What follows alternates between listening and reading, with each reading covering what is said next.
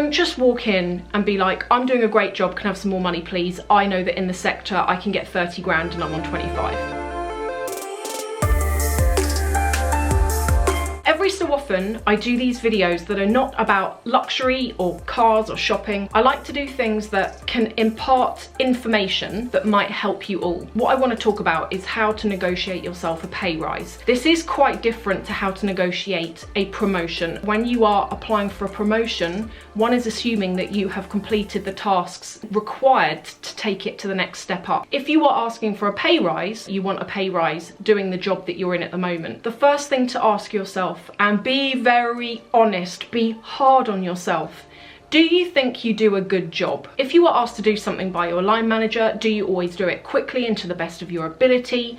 Do you offer something back to the company? Are you seen as a great employee? Are you always in on time? The last thing you want to do is go and ask for a pay rise when maybe you're a little bit late into work fairly regularly, or you've been asked to improve things and you're still working on those things. Do you know what the average salary is for someone doing your job at your level in your area? So for example, if you're an account manager, you work in London, you've got 2 to 3 years experience, take a look at places like, and this is going to be different based on where you live around the world, but in the UK we've got things like indeed.co.uk, which is a job website. Make yourself aware of how much the ceiling kind of average salary is for someone doing your job, so that when you're in that meeting, if the average salary is 30,000 and you're on 25, you know realistically, hey, do you know what? I can earn up to 30,000 doing this. The next thing to ask yourself, and this is probably the most important out of all of it, when you go and ask for a pay rise, don't just walk in and be like, I'm doing a great job, can I have some more money please? I know that in the sector I can get 30 grand and I'm on 25. You need to go in there prepared. You need to go into that meeting with a case study of why you are deserving. Businesses are all about bottom line and they're about return on investment. If someone's going to pay you extra money, they need to see that there is value in what you do that is over and above you doing a great job. I was thinking about an analogy for this, and this is the analogy that I came to. You're renting. Let's say you rent a flat and the landlady or landlord says to you, I need to put up the rent by 20%. Sorry, but I feel like I'm deserving of it because the market's changed. You as the person living in that flat and paying the bill of the landlord or landlady, you have got a couple of things to think about. Yes, the market's changed. Have they made my life here nice?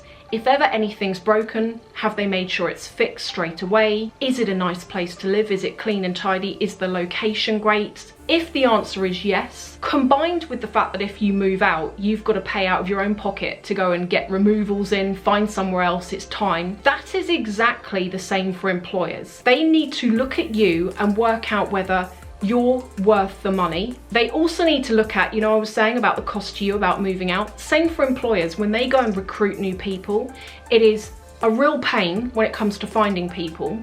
You've then got that person in, and for the first month, you don't know what they're like. They're learning the ropes, whereas you knew what you were doing, you didn't have to be told, we hope. On top of that, there's recruitment fees. Recruiters might charge anything up to 20% of a person's annual salary.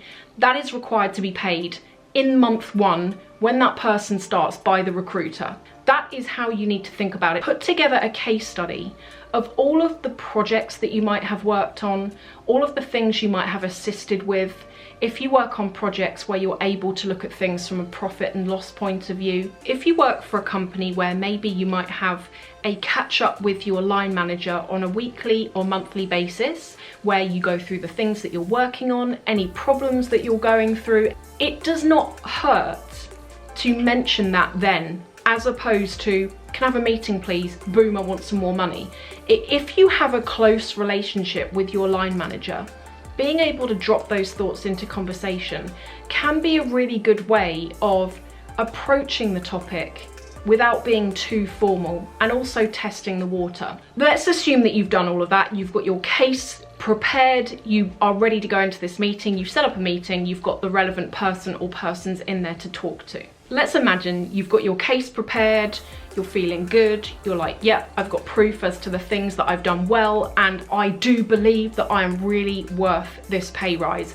I'm happy to stay at this level for now, but I do believe I'm worth this pay rise. You set up this meeting, you're in the meeting, you've got the person or persons there who you're talking to about it. If the answer comes back as, unfortunately, no, we can't give you any money, extra money right now, always, always, always ask for feedback on why. It isn't always necessarily to do with you. I worked for one company kind of a while ago now, actually, and when I had a year-end review, I pitched myself and asked for a pay increase, and the answer was no. Now, when I actually asked the question as to why the answer was no, it turned out it was the beginning of the credit crunch, which happened, I think, everywhere, but I was unaware of that at the time.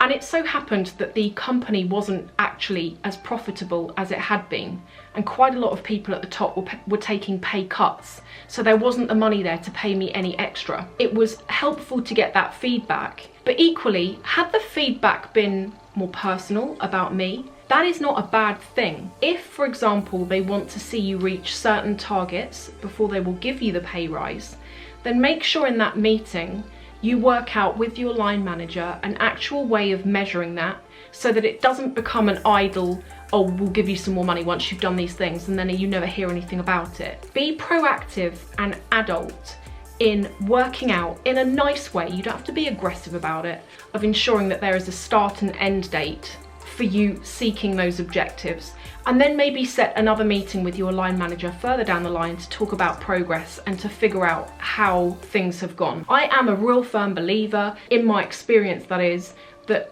if you do these things and if you are bold enough to ask for a pay rise, most of the time you'll be surprised you will get it. And I've had a lot of you email me over the last year saying that you have taken these points on board and that you were bowled over by the fact that the companies have gone, yeah, all right. And I think it is about being tenacious enough to actually stand up and ask for that, but not just going, can I have some more money? It's about proving your worth. Let's say you're working for somewhere where it doesn't seem to be happening. You're doing what they want and it never seems to happen. That is a good point for you to assess whether you decide you want to stay there or not. And sometimes, I've done it before, if I'm not getting anywhere, I will move to another company where I am earning the amount of money that I wanted to be paid back then. So there are ways of doing it. Never see it as a negative. If you ever do get negative feedback, take it on board. Don't take it to heart. Sometimes we think we're doing a great job when actually others can see things that we can improve on. So never take it emotionally or personally.